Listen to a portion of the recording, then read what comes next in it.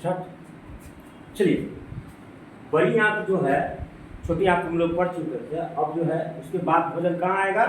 बड़ी आंत में आएगा। इसको लार्ज इंटेस्टाइन भी कहते हैं, है कि नहीं? लार्ज इंटेस्टाइन की लंबाई मैंने लिखा दिया था कि मोटा मोटी कहाँ से कहाँ होता है, 1 मीटर से 1.5 मीटर तक इसकी लंबाई होती है, लेकिन इसका व्यास ज़्यादा होता है। व्यास में कितना होता है? 3 से 3.5 इंची तक व्यास होता है, जबकि छोटी आंत में यह व्यास कितना होता था? 1 इंची। तो दो, अगर मोटा मोटी माना जाए तो व्यास का लगभग 3 से 4 गुनी तक यह इसका व्यास ज़्यादा होता है कि नहीं? बट छोटी आंत को जिस प्रकार से हम 3 वर्गों में बांटे थे, कौन कौन? ड्यूरेरम, जुजेनम और इलियम। उसी तरह से बड़ी आंत को भी 3 वर्गों में बांटा गया है। कौन है? एक है सीकम, दूसरा होता है कोलोन और तीसरा होता है रेक्टम। तो याद करने का तरीका हमने आप लोगों को एक ट्रिक्स बता देता हूँ। जैसे कि सीकम का 2 वर्ड CI लीजिए और कोलोन का CO लीजिए और रेक्टम का RE लीजिएगा, तो देखिएगा अल्फाबेट में जो आएगा लगभग एक सीक्वेंस में आता है कि नहीं? तो ऐसे आपको कंफ्यूजन नहीं होगा। यानी कि CI सब में CC, दोनों में CC है, तो I जो है पहले आएगा और उसके बाद वो आएगा, और अल्फाबेट में पहला जो आ रहेगा तो सबसे लास्ट में आएगा। यानी कि सीकम और उसके बाद क्या होगा? कोलोन और रेक्टम। या 3 पार्ट में बांटते हैं। अब हमको ध्यान में रखना है कि प्रश्न कैसे पूछे जाते हैं। ये CBSE या NDA UPSC ने एग्जाम दिया था, उसने बोला था कि सीकम जो है उससे जुड़ा हुआ कौन होता है? अपेंडिक्स होता है।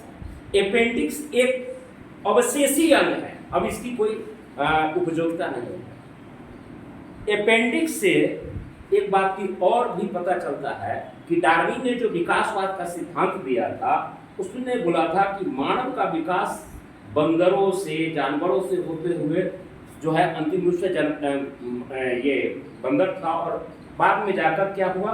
मानव संपूर्ण रूप से आ पाया। उसके पीछे कहीं ना कहीं हमारी जो पूर्वज थे वो बंदर थे या कोई जानवर रहे होंगे, इसकी जानकारी या अवशेषी अंग भी देता है, जो खासकर सेलुलोज को पहचानने में, क्योंकि आपको पता है, अभी उनको पढ़ाया ही था कि पादप उत्तक जो होता है उसमें जनरली सेलुलोज का बना होता है, जो हार्डकोर होता है उसका ऊपरी परत, तो वह उसको पहचानने के लिए अपेंडिक्स का जनरल यूज होता है। लेकिन अब तो सेलुलोज से चीजें बनी हुई हम खाते नहीं है, उसकी उपयोगिता बहुत कम रह गई है। तो अपेंडिक्स के रूप में हमें जो है यह अवशेषी अंग के रूप में हमारे शरीर में है। इसका बहुत ज़्यादा महत्व नहीं है। कई बार होता है कि अपेंडिक्स में इन्फेक्शन आ जाते हैं, बहुत सारी चीज़ें होते हैं, तो उसे बाहर निकाल दिया जाता है, उससे आपके शरीर पर बहुत ज़्यादा कोई प्रभाव पड़ने वाला नहीं होता। तो एक बहुत महत्वपूर्ण क्वेश्चन है कि अपेंडिक्स जो है किससे जुड़ा हुआ रहता है? सीकम से। एक क्वेश्चन यही पक्का होगा।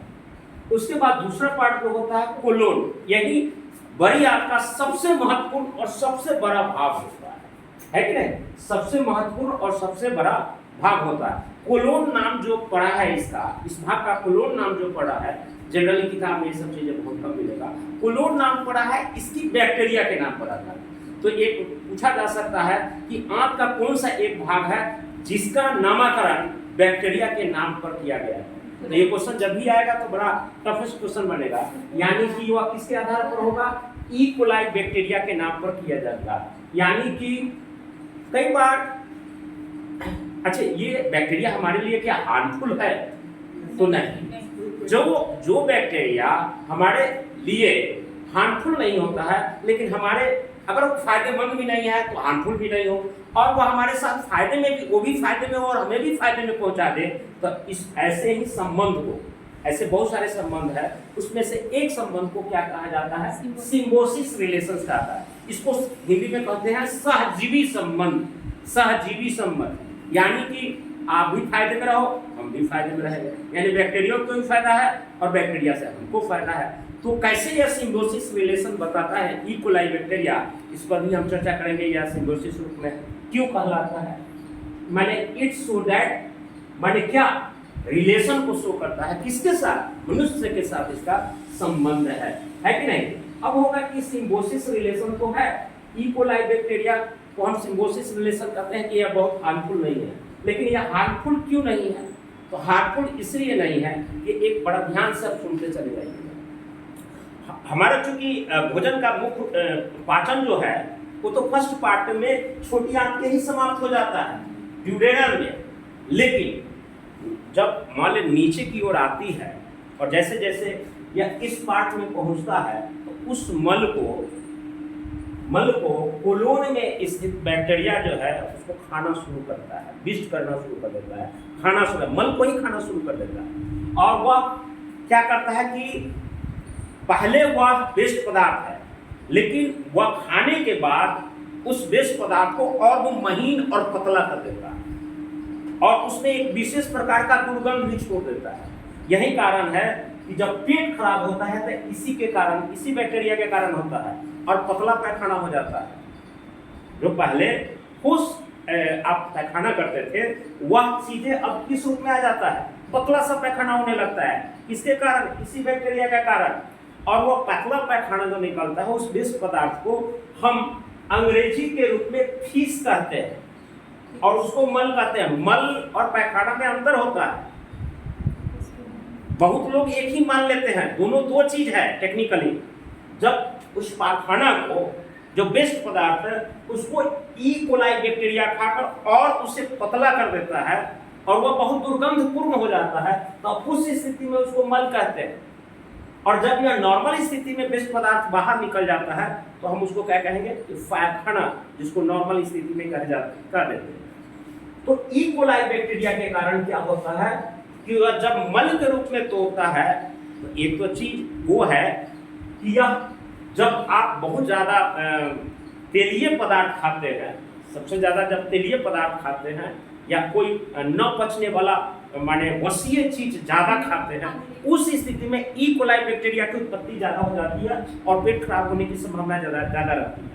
ई कोलाई बैक्टीरिया ऐसे नॉर्मली जो है नॉर्मल स्थिति का खाना खाते हैं तो उस स्थिति में ये मल के रूप में तो तोड़ता है लेकिन वह उतना हार्मफुल नहीं होता है, माने वो हमारे पेट के लिए बहुत ज़्यादा हार्मफुल नहीं होता है, लेकिन एक फायदा पहुंचा देता है।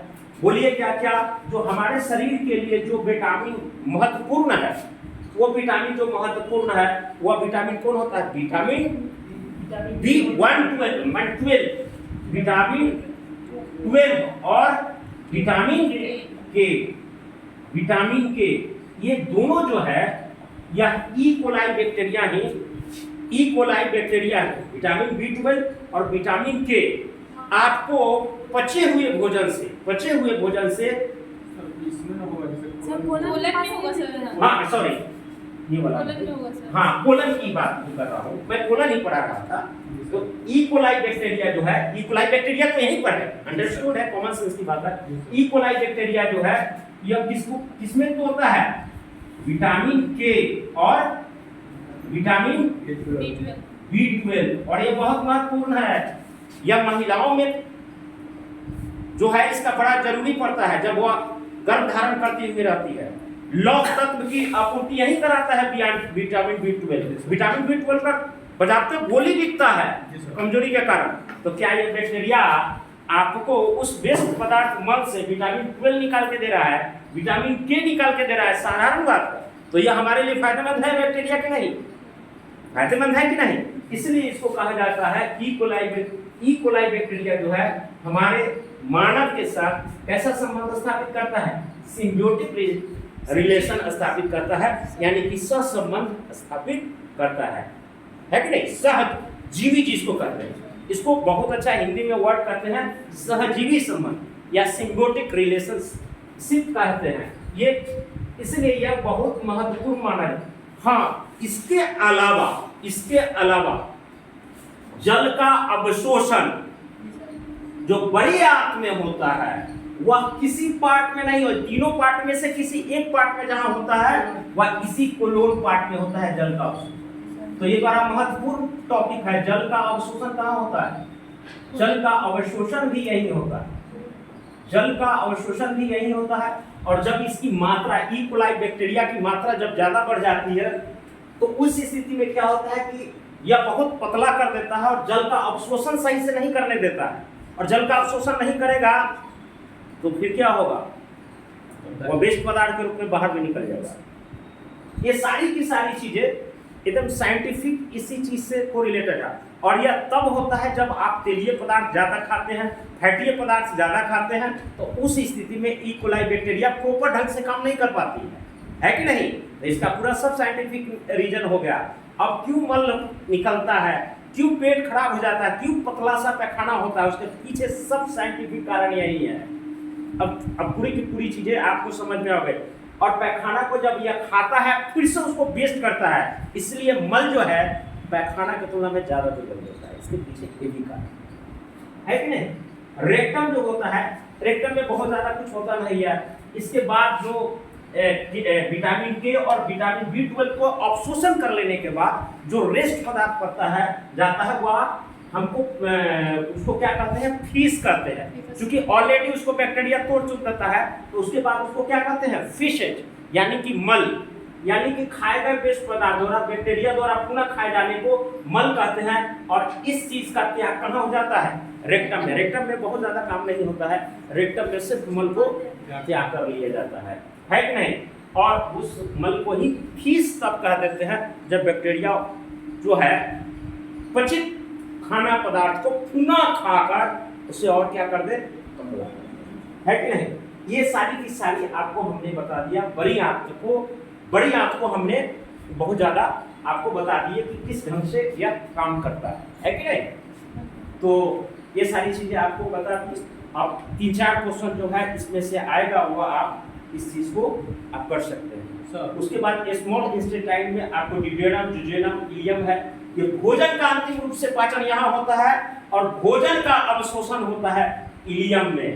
जैसे भोजन का अवशोषण कहाँ होता है, इलियम में, उसी तरह से पानी का अवशोषण कहाँ होता है, कोलोन या कोलन, है कि नहीं ये। और अंतिम रूप से पाचन कहाँ हो जाता है, छोटी आंत में, तो ड्यूडेनम में, है कि नहीं। जुजेनम तो सिर्फ उसको भोजन को आगे की ओर अपलिफ्ट कर देता है कि नहीं। इसमें भी संकुचन और प्रकुचन की प्रक्रिया होगा, तो ऐसा भी क्वेश्चन पूछा जा सकता है, इसको बंद कीजिए। तो ये सारी की